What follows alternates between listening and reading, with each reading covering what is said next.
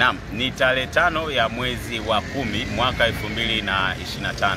Kwa majina naitwa Rajabu Mochi Shabani. Nazungumza kupitia taasisi ya Tatamata nikiwa kama mkurugenzi upande wa Tankers. Leo tutaizungumzia malebo. Malebo ni nini? Malebo ni wapi? Malebo ni depo ambayo inahusika na ushushaji wa mafuta katika nchi ya Kongo. Lakini kuna madereva wa Kitanzania kupitia makampuni kadhaa yakiwemo Lake Oil, Asas, Oilcom, Interpetro, Kalani na Baruaku wamepata changamoto za kupewa shoti ama kutoka na shoti sehemu ambayo wanashushia pakiwa panaitwa malebo. Sasa tuna kila sababu viongozi wa taasisi jambo hilo tumelichukua na tumelisikia. Tumefuatilia kadri tulivyoweza kufuatilia kushirikiana na viongozi wa Kongo upande wa Kongo kina Mr. Mande, lakini viongozi hawa hawakupewa ushirikiano na depo manager, kwa maana kwamba hapo malebo hawakupewa ushirikiano kama viongozi. Sasa ni jukumu letu kupaza sauti na jukumu letu pia kutoa kauli kama taasisi kupitia bodi ya mkurugenzi upande wa Tankers. Tuna kila sababu ya kuhakikisha hawa madereva wa Kitanzania wanayashusha mafuta wakirudi wakiwa salama salimi. Kama changamoto ni mita, ni jukumu lenu wahusika, kwa maana kwamba wahusika wa hiyo depo malebo, ni jukumu lenu kufanyia calibration hiyo mita na kuhakiki kama iko sawa, basi madereva hawa watayashusha mafuta. Kwa maana kwamba changamoto na adha ambazo wanazipitia, kwa maana kwamba kupata shoti zaidi ya lita 400, lita 500, lita na kuendelea huko, wakija huku Tanzania wanalipa hizo lita. Sasa madereva hawa wanasafiri milimu, wanapasua milima na mabonde, wanapita kwenda katika misitu ya nyika hii, wanakutana na vijana wapolaji, wezi, wanyang'anyi, lakini hawa madereva wamekuwa ni waadilifu na kuyalinda haya mafuta hadi wanapoyafikisha katika sehemu hiyo ya kushusha. Wanakuwa na uchungu hadi kufikia hatua ya kuweza kusitisha huduma kwa sababu tu ya kuweza kupata haki zao. Rai yangu kwa wahusika, kwa maana kwamba depo manager, jaribu kufanya mazungumzo na kile ambacho wanakihitaji hawa madereva wa Kitanzania kuhakikisha kinafanyika. Wao wanahitaji mita ifanyiwe calibration, na kama mita itafanyiwa calibration, wanahakika hawa madereva watatoka salama salimini pasipokuwa na shoti. Lakini kuna kampuni ya Oilcom ilituma kama mwakilishi wao kuja kufanya taratibu za kusimamia, na walifanya taratibu za kufanya calibration, kuifanyia calibration hiyo mita. Lakini baada tu ya mwakilishi wao kuondoka, adha na changamoto za shoti zikaendelea kurudia. Sasa madereva walichukua hatua na wamechukua hatua kusitisha huduma, na wataendelea kusitisha huduma hadi pale tu watapokuwa wamesikilizwa na kuhakikisha wanatoka salama salimi. Rai yangu kwa viongozi wa malebo, chukueni haya tunayowaambia, fanyeni calibration hizo mita, basi hawa madereva watashusha hayo mafuta. Lakini mwisho kabisa, cha kumalizia, depo manager hajaonesha ushirikiano kupitia hawa viongozi wa madereva. Tuna kila sababu, na hili jukumu ama hili jambo limeshatufikia. Tutapaza sauti kadri tunavyoweza kuhakikisha hawa madereva wetu wanapata haki ambayo wanaipambania hapo. Kwa hiyo sina mengi zaidi ya kuwakumbusha madereva wa Kitanzania. Tuna kila sababu kwa umoja wetu kuhakikisha haya mambo yanakoma, na si tu kwa sababu ya dereva, hata dereva ambaye si mwadilifu pia tutatoa taarifa ama tutatoa tamko juu ya hawa madereva ambao si waadilifu. Lakini nina imani na madereva wa Kitanzania ni waadilifu, ni wasikivu. Katika hizo kampuni nilizotajwa, hizo kampuni zote kuna madereva waadilifu wengi wapo katika hizo kampuni. na hadi kufikia hatua ya kusitisha huduma, basi kuna jambo ambalo linaonekana halipo sawa. Sasa nyinyi wahusika, chukueni hatua, fuatilieni hilo jambo la kurekebisha mita ili tuweze ili madereva hawa wa Kitanzania waweze kushusha mafuta na kurudi katika viunga vyao vya nchi yao salama salimi. Mafuta yetu depot zote tunazoshusha hatujaona kwanza hiyo staili ya kuchezewa mita hii kama mtu anaendesha jahazi.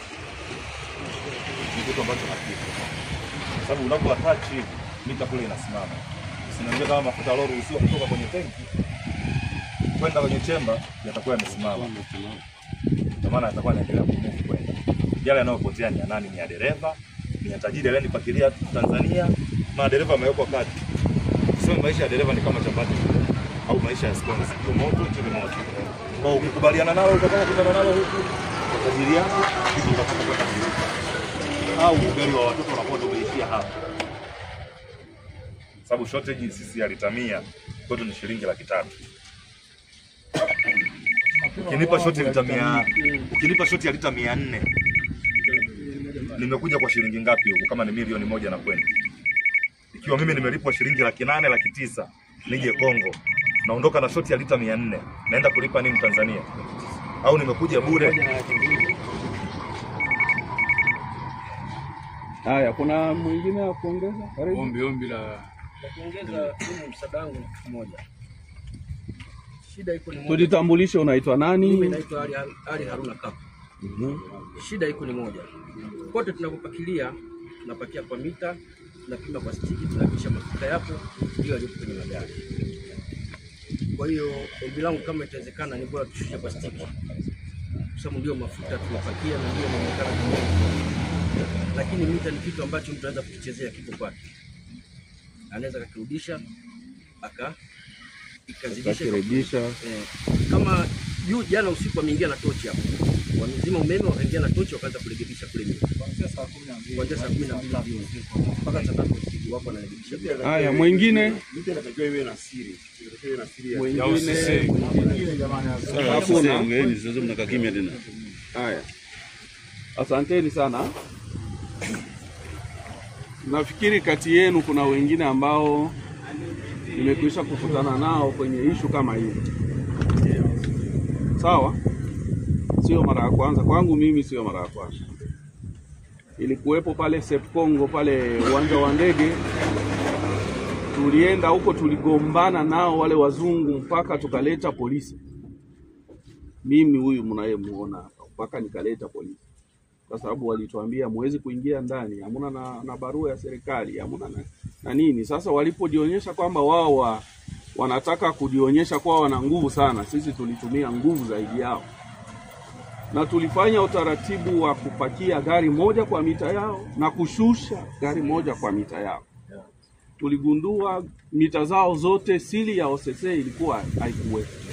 Lakini kuna watu wa OCC wanaofanya kazi ndani, yani wanakuwa wana operate na mwenye depot na huyo mtu wa OCC.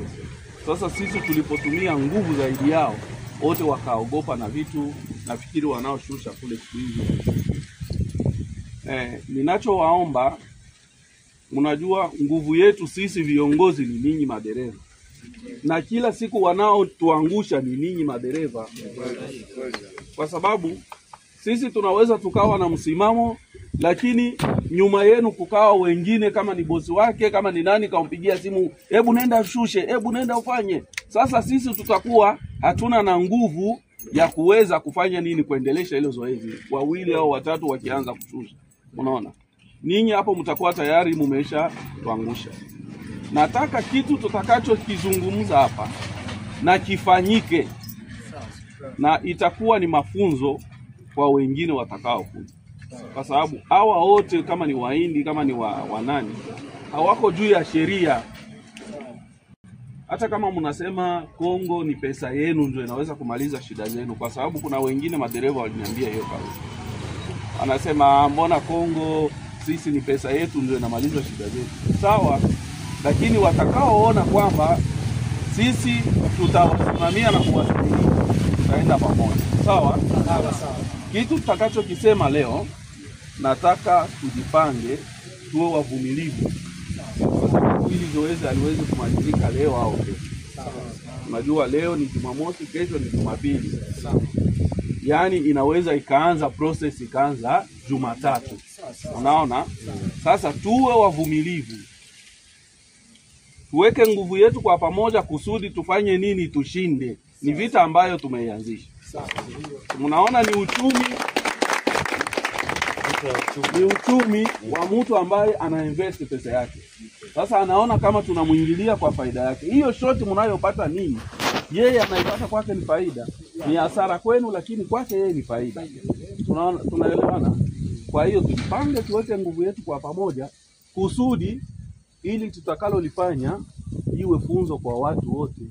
Hata wale watakao kuja kushusha mwezi ujao, kama ni wiki ijayo, wakute hapa panakuwa salama. Sawa?